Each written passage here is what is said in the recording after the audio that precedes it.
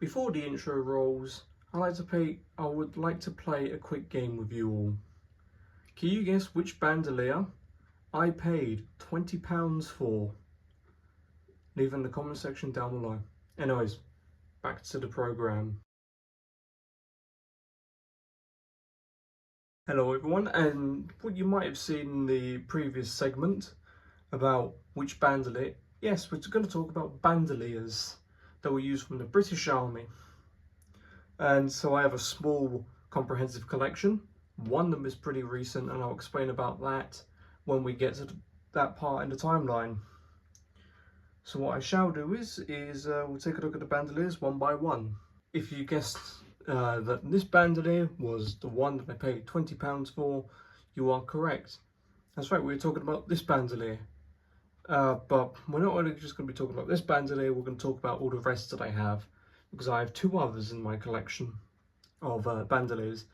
This is a genuine Second World War bandolier. Now, what makes it genuine is, you can see here, I'll bring it up close to the camera, you can see it has the same packing when it was repacked. So it's 50 ball, which is basically a standard round of ammunition, 303, so that's obviously the cartridge, mark, and then VII, which is 7. And as you can see, there's a little bit of the smudge, but as you can see, it says 26, so the 26th 3, which is March, and then 45, so the 26th of March 1945.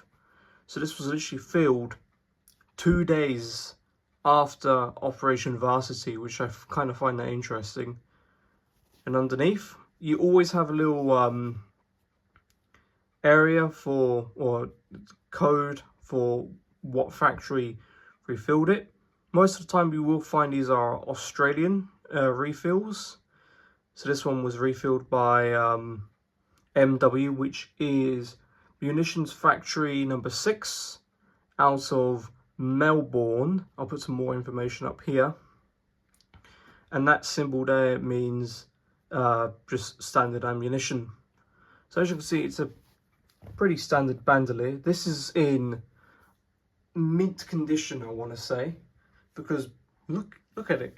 It hasn't been issued to my knowledge, but then again, the ammunition was clearly used up at some point. As you can see, look at the hooks. Now the hooks are all copper. Those are all copper hooks. There is not a piece of verdigris on them. That one's still nice and shiny. As you can see, look at that one. That's another shiny one. And again, shiny.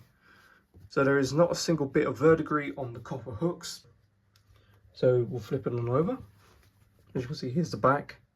And as you can see, the back is even better. Look at it. So that's where you'd put the hooks through.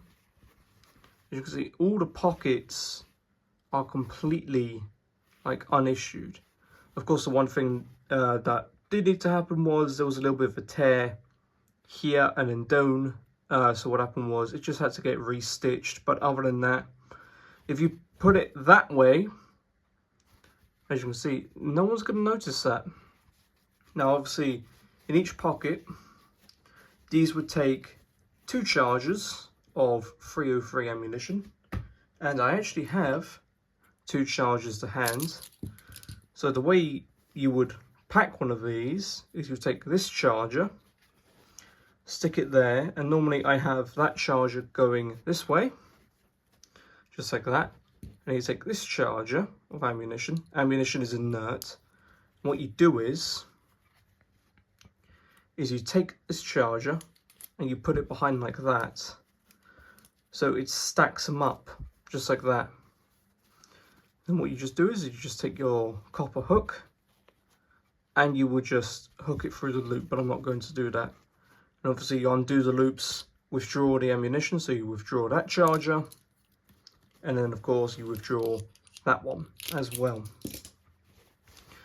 But of course, as the video goes on, you will be able to see a difference between wartime and post-war as well. So this is a wartime Australian refilled bandolier. I should also make one thing clear, that typically the Australians, they did also reuse their bandoliers from World War One. So you would find a World War One date stamp somewhere. I haven't found one on mine, which is interesting, but either way. And if it was a Canadian bandolier, you would typically find a stamp on the actual carrying strap, but I haven't found a stamp.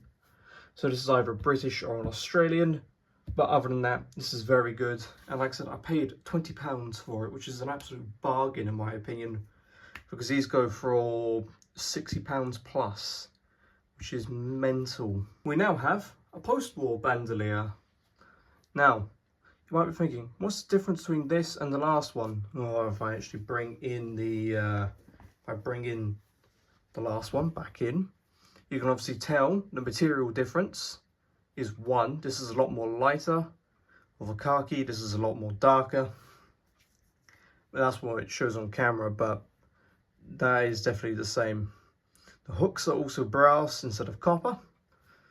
And like I said, well, the strap is the same, but the material is different. Now, this one is dated, as you can see here. This one is, if it will show, 1960. So, 3/1, so the 3rd of January 1960. And as you can see, it's even stamped, just like the other ones stamped here, but however, that stamp, it's not very legible. That looks like it says 82 or something, or 88. But as you can see, it's almost the same construction as the last one. But there is a difference between these and wartime. So I'll bring in the wartime one again. Now, obviously this one is 1960, this is 1945. So there's obviously a good gap between the two. There is about 15 years between these two bandoliers. But however, obviously this is meant for the 303. This one, because it's 1960, would be for 762 NATO. And what I shall do is actually put this bandolier underneath and then put this one on top. Now, I don't know how well this is going to show up, but as you can see, that is slightly shorter. So it's short by, I think that's only like a few centimeters even. Probably 1/4 of an inch, not even 1/2 inch. But that obviously shows that this is meant for 762 by 51 NATO. Now, the way you would put charges in this would literally be the exact same. So we'll do it again. So open this like so. We grab charger number 1. It goes in like that. So the base of the charger is along the base of this part of the bandolier. The other charger goes along the other side, like so. And then what you do is you would take this, just like so, close up the lid, and you'd put the hook through the loop, just like that. And that is how a charger for the ammunition would be stored. And of course, when you need it, just rip it open, grab the charger at the back, and you grab this one. Did not mean to drop that charger. So that is a bandolier from 1960, but of course some people might notice that this has a cotton strap, when the next one we're going to talk about has a different kind of strap. Now we're going to talk about this one. This was as you can see, it's the 1966 bandolier. Of course, there is still the original markings and stuff, 1966. Now, some people might be thinking, why is there press studs on this? And why is there a 1914 packing date? Simply because I had this bandolier for some time, and what happened was the copper hooks changed post-war, because the copper hooks were so thin compared to the wartime one. If you even try to like open the copper hooks, it literally just snapped. And of course, if you try to close it, you would have two sharp ends of copper wiring trying to stab you. So I was like, oh, I might as well convert it to one that you would see in, one Mark II bandolier that was used from 1910 to 1916. And that's what we have here. But basically, I have not modified anything. The only thing I have done is just allowed the press studs to go through. These are going through pre-existing holes where the copper hooks would go through. And these I just had to modify myself because I couldn't do that because that's where the copper hook stitching was. That's besides the point. But basically, it's the exact same as the previous two. It's more similar to the wartime one with the hooks. But this one, like I said, is 1966 dated. So of course the markings are still eligible with this big red X over it. You have an S, which I believe is Spitzer. I believe it is. I'm not an expert on 60s bandoliers, but of course you have the press studs, to which you would have the hooks, but like I said, the hooks, one hook broke off and I can't find replacement hooks.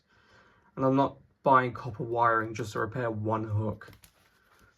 As you can see along the back, it is more or less the same. As you can see, RG Redway Grey 4766. But basically, this would work in the exact same way with chargers. So that being, you put charger down this pocket, or really any pocket for that matter. You would put charger down here, if I can get it down. There we are.